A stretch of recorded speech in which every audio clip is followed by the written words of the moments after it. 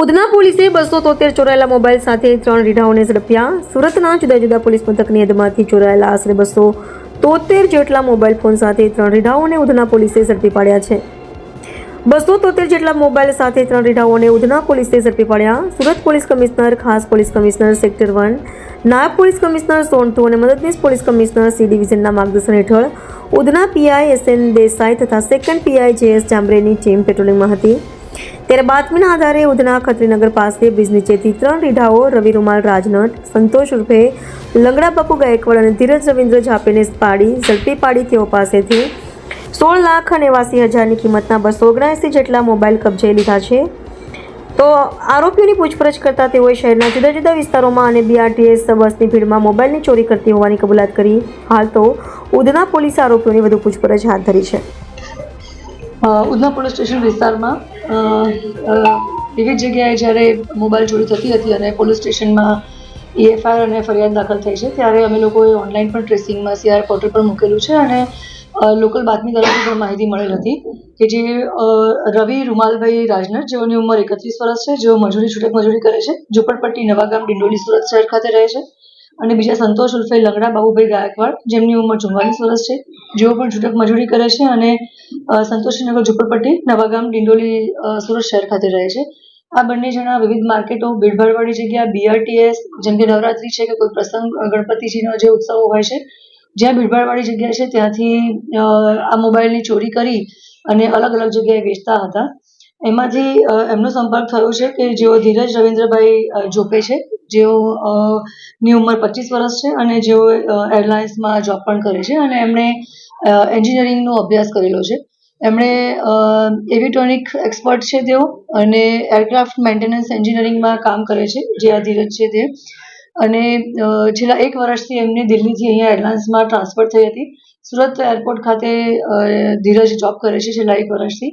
આ જે બંને આરોપી છે, રવિ રૂમાલભાઈ રાજનટ અને સંતોષ ઉર્ફે લંગડા, જેઓ બહારથી આ રીતે ચોરી કરી અને મોબાઈલ આ જે એન્જિનિયર છે ધીરજ જોપે એમને આપતા હતા.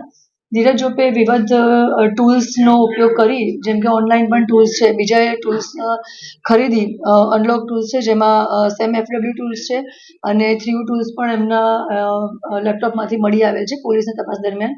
વિવિધ ટૂલ્સનો ઉપયોગ કરી અને ફોનને અનલોક કરવો, એના વિવિધ સ્પેર પાર્ટ્સ લેવા, વિવિધ સ્પેર પાર્ટ્સ અલગ કરવા, મધરબોર્ડ અલગ કરવું, એ બધા નાના નાના સ્પેર પાર્ટ્સ અલગ કરી અને વિવિધ માર્કેટમાં પણ એ વેચતા હતા. અને કોઈ ગ્રુપ હોય, વોટ્સઅપ ગ્રુપ્સ, જેમાં કોઈ પોતાની ડિમાન્ડ મૂકે કે મારે મોબાઈલનું આ સ્પેર પાર્ટની જરૂર છે કે મધરબોર્ડની જરૂર છે કે બીજા કોઈ સ્પેર પાર્ટની જરૂર છે, તો એનો કોન્ટેક્ટ કરી અને આ ધીરજ ઉર્ફે રવિન્દ્રભાઈ જોપે છે એ એમને પ્રોવાઈડ કરતા હતા. પોલીસને ઇન્ફોર્મેશન મળી હતી કે આ ધીરજ રવિન્દ્રભાઈ જોપે કે જેઓ એન્જિનિયર છે અને આ રીતે કામ કરી રહ્યા છે, ત્યારે પોલીસે એમના ઘરે જઈને સર્ચ કરતા આશરે 250 જેવા મોબાઈલ એમના ત્યાંથી મળ્યા છે અને પોલીસે કબજે કર્યા છે અને આરોપીને પણ અમે અટક કર્યા છે. 264 જેવા મોબાઈલ અમને મળ્યા છે ત્યાંથી. સાહેબ, આ જે છોકરો છે શા માટે આ પ્રકારનું કરતો હતો અને એને આ વિચાર ક્યાંથી આવ્યો? પ્રાઇમરી ઇન્વેસ્ટિગેશન્સમાં જ્યારે આરોપીને પૂછપરછ કરી ત્યારે એનું કહેવું એવું છે કે જે રીતે એને એન્જિનિયરિંગ કર્યું છે અને આ રવિ અને સંતોષના કોન્ટેક્ટમાં આવ્યા હતા અને એમને ફાઇનાન્શિયલ ઇસ્યુઝ ડીલ કરતા હતા. એજ્યુકેશન માટે પણ એને પૈસાની જરૂર હતી. ઓલરેડી તેઓ એન્જિનિયર છે, પરંતુ એમને પૈસાની જરૂર હોવાથી એમણે આ કામ કર્યું હતું એવું જણાવે છે. સાહેબ, આઈફોનને સૌથી સિક્યોર માનવામાં આવે છે, તો આ આઈફોન કેવી રીતે અનલોક કરી નાખતો? કેટલા રૂપિયા એની પાછળ લેતો હતો? રૂપિયા કેટલા લેતા હતા એ વિવિધ ડિફરન્ટ જેવી લોકોની જરૂરિયાત હોય એ મુજબ એમની પાસેથી પૈસા લેતો હતો. પરંતુ આઈફોન અનલોક અને સેફ હોવા છતાં પણ જે મેં કહ્યું એમના ટૂલ્સ છે એ ટૂલ્સની સાથે કામ કરી અને પછી ટૂલ્સથી અનલોક કરતા હતા. એટલે સર પાસવર્ડ ખોલી નાખતો તો શું કરતો હતો? પાસવર્ડ ખોલી નાખવા માટે થઈને જે મેં કીધું એ ટૂલ્સનો યુઝ કરી અને મોબાઈલનો પાસવર્ડ ખોલી અને પછી આખું હાર્ડવેર પણ એ અલગ કરી અને સ્પેર પાર્ટ્સ અલગ કરતા હતા. મેમ, એક એરપોર્ટમાં કેટલો પગારદાર હતો અને એને પછી આ પ્રકારે કામ કરતો હતો? એન્જિનિયરિંગ છે અને એન્જિનિયર છે પોતે અને લાંબા ટાઈમથી જોબ કરે છે, એટલે અરાઉન્ડ 50,000 થી 60,000 જેવો એમનો પગાર છે. દિલ્હીમાં પણ હતો? હા, એની ટ્રાન્સફર અહીંયાથી પહેલા અહીંયા જોબ કરતો હતો અને ત્યાંથી દિલ્હી એમની ટ્રાન્સફર થઈ હતી અને દિલ્હીથી પાછો અહીંયા છેલ્લા 1 વર્ષથી એપ્રિલ 2024થી એ સુરત એરપોર્ટ પર કામ કરે છે.